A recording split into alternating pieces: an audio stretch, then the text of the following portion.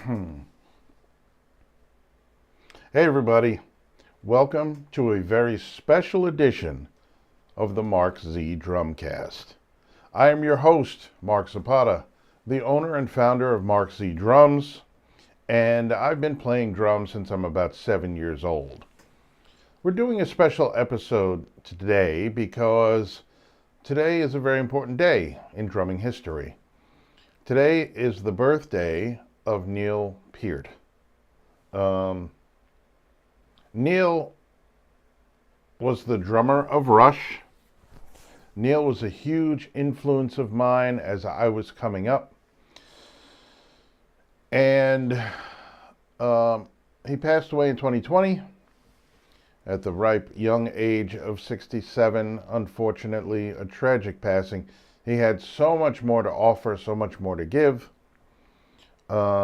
But it's hard to imagine him giving any more than he had throughout his life. I talked a little bit about Neil when I did my drum cover of Tom Sawyer. You were all very kind, but of course, I don't hold a candle to the professor. As much as I idolized him growing up, he was just such a complex player with so many different layers to his playing and his writing. Truly a legend, and somebody I'm grateful to have had as an influence. So today would have been his 71st birthday, I believe. I'm not sure. Hit me up in the chat if I'm incorrect, or leave it in the comment section below. Doesn't really matter. What matters is his legacy. What matters is the millions and millions of drummers that he has influenced throughout his life and throughout his career. So I remember being a teenager, and I was visiting my cousin in California. My aunt, my uncle, my cousin was hanging out with my cousin about my age, and California, incidentally, if you know my drumming origin story, is the place where it all began for me as a drummer. Real quick, I was visiting other family in California, and I was the only kid in the house. The people we were visiting had 2 sons, but they were both either away at camp or something. They were not there. And so as I was kind of looking for something to play with and looking for something to entertain myself after dinner one night, I was poking around one of the kids' bedrooms, and I opened the closet door, and inside was all this shiny stuff. And so I pulled everything that looked like it belonged together out into the center of the room, and I began to put it together. So it was like a 3-piece or a 4-piece little drum set, swirly pearl finish. I remember the outside was kind of like rough to the touch. It had the ridges in it, the lines, and it was all swirly and white and pearly and sparkly, and it was really, really cool looking. And I remember figuring out how to put the tom on the bass drum mount, and it had 3 rototoms, I remember, and I remember figuring out how to put the stand together. I think I was 7 years old, if I didn't say that already. And I remember being able to slide the rototoms onto the mount. I figured it out somehow, and I found some sticks, and I was hitting the rototoms. I remember how great they sounded, how much I loved the sound of these rototoms. So long story short, the adults are now in the doorway going, "What are you doing?" I'm like, "I don't know." So my dad purchased that drum set from his friends, shipped it back to New York where we lived at the time, and that became my first drum set. Set it up in the corner of my room, and that's where I started to teach myself how to play along to Kiss songs.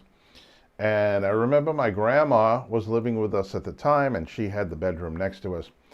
And every so often she would say to me, "Aren't you going to practice today? Aren't you going to play your drums today?"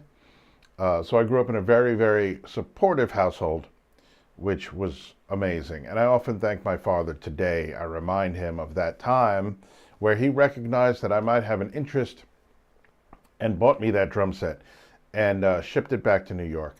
And, that was a very long time ago, as you can tell. And I've been playing drums ever since, with a couple of years layoff here and there. So after that, maybe when I was, like I said, early teens, I was in California hanging out with my cousin in his room, and we were listening to music, and he put on Hemispheres by Rush, and he also put on Permanent Waves by Rush, and probably most likely cassette at the time. And I just remember being blown away, because up until that point I was listening to AC/DC, Judas Priest, Black Sabbath, Iron Maiden. And here was this band that was so different and so unique, not just in the vocals, but in the movement of the music, the complexity of the music. And of course, what stood out to me was the drumming. And I remember one of the things was not just how Neil played, but how Neil recorded his drums, how his drums sounded on the records. Like, they sounded awesome. You could hear everything. It was clear. The way the drums were tuned, everything rock solid, man. And it was just such a great thing, because you got to think, the music I was listening to at the time, heavy metal, the drums were less important. The drums were there to keep everything moving, but they weren't really spotlighted. And when Neil came around into the picture and Rush came onto the scene, the spotlight was clearly on the drums, and they jumped out at you, man. The drums were just like, wow. And so not only the sound of his drums on the recordings, on the records, was great, but one of the biggest parts of the influence that he had on me was helping me to understand there's so much more you can do with drums. I was playing in like a sleaze rock band at the time, a combination of like a mixture of like Aerosmith and Guns N' Roses, and we were playing, and I was young, about 17 years old, and playing New York and all up and down the East Coast in the local scene. And man, when I started listening to Rush, it really opened up a whole new dimension of drumming for me. And let's face it, these are what influences. I mean, this is what influence does for us. What am I trying to say here? When we are influenced by other players, that's what it does for us. It gives us more ideas. It opens things up for us. It opens our minds to say, wow, I never heard that before. I didn't even think that was possible. Let me figure out what that is. So being influenced by other drummers not only is inevitable, but it's also a really valuable tool for us to kind of develop our own style based on all of our different influences, all the things that we hear and see musically helps to mold us and shape us into who we ultimately become. We take what we like, we leave other things that we don't necessarily like, and we develop our own style. That's why we're all individually, when we create music, when we create drum parts, it's our own individual voice, because only I have the experience and influences that I do. So that makes me unique, and it makes all of us unique. But again, we're passing on our experience and our knowledge to others that may be listening. So that is what Neil did for me. Opened up a whole new dimension of drumming, along with, like I said, countless others that grew up trying to play like Neil, and even to this day, right? All these years later, my young students wanting to play like Neil, trying to play like Neil. And it's incredible how it has now continued on past just his generation, his influence. And I'm sure it will keep going for a very long time because he was so impactful to us that we pass Rush down to our children, and Neil Peart down to our children and down to our students. And, we kind of keep the legacy going. And so I just wanted to get on here and talk a little bit about Neil's influence in my life, Neil's influence on my playing style. And man, I just can't say enough about it.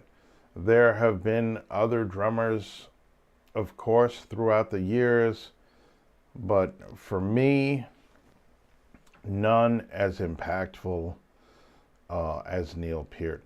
And then to find out, as I continued and stayed with the band and started to discover other works of theirs, that, oh, wait a minute, he wrote the lyrics too? Wow. And then you start reading the lyrics and you start paying attention to the lyrics. And you go, wow, this is really, really cool and really interesting. Wait a minute, a drummer can write lyrics? When did that happen?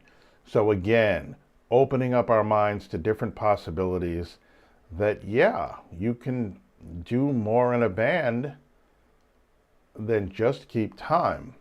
And of course, that's an important enough job. But yes, you can be other things in the band. You can do other things in the band. And I remember too, Neil kind of gave his stamp of approval to electronic drums at the time when they came out. And I remember seeing, this is like, when you think about how powerful these images are as you're growing up, and again, the influence, I remember seeing Neil just surrounded by drums on all sides, behind, all around, and watching live video of his live drum solo and watching him play, and then all of a sudden the whole drum riser rotates and he gets up and he turns around, and now he's got the electronic drums facing the audience and he continues his drum solo on the electronic drums. I mean, just really, really super cool stuff. More drums, higher toms, more low toms, and all the percussion he played during his drum solo, all of the things that he did, really, really a game changer for anybody coming up at that time. Kind of thinking about drums one way and then experiencing Neil Peart performing live on video or listening to his recordings on Rush Records, and then never seeing drums the same again, right? Never, there's no going back, right? Never seeing drums the same again, which is really incredible when you think about it. And I'm just, again, very grateful to have grown up at a time where he was playing drums and touring the world and just being influential in the world. So a great, great drummer and a very special day. He will always be an influence to me. And that's really all I had to say. I felt compelled to come on here and just say a few words on this very special episode of the MarkZDrumcast. So I'm actually going to probably put a link to my version of Tom Sawyer at the end of this video and in the description. And, just my way of saying thank you to Neil for all of the great things he gave me personally. So, that's about it. So listen, everybody, have a great day on this wonderful Tuesday. I will see you tomorrow for another show. Stay tuned for some new drum covers coming up. I have one exclusive to my Patreon, which you may have seen my short or something on one of my other social media platforms about what that might be. Something very different from what you usually hear here on MarkZDrums on YouTube, but well worth it. Really kind of a throwback in a modern way, but really super fun stuff. So you will be seeing some changes. I did my unboxing Drumcast yesterday, which was then followed up by some more triplet mania, as we talked about different ways to express our triplets. And you will be seeing this guy, or you will be seeing this guy's influence on the channel very soon. But as with all new pieces of equipment, there is that learning curve where you have to take it out of the box and plug it all in and figure out how it works. I've been doing my research up until the time that it arrived at my home. Now, a quick tip for you guys, this has helped me tremendously. When I made the purchase, in the time between when I made the purchase and the shipment arrived, I was on all kinds of things online figuring out how to use this thing. So I kind of got a head start on it. But you will be seeing some different, really cool, fun stuff in the very near future with this addition to the MarkZDrums studio. So again, listen, I'm not going to ask you to do all of those things. If you feel it, you feel it. This is a very special day. This is not about likes and clicks and subscriptions and things like that. This is just about celebrating the life of Neil Peart and celebrating his birthday today. Everybody enjoy your day. Have a great day. And I will see you tomorrow on the next episode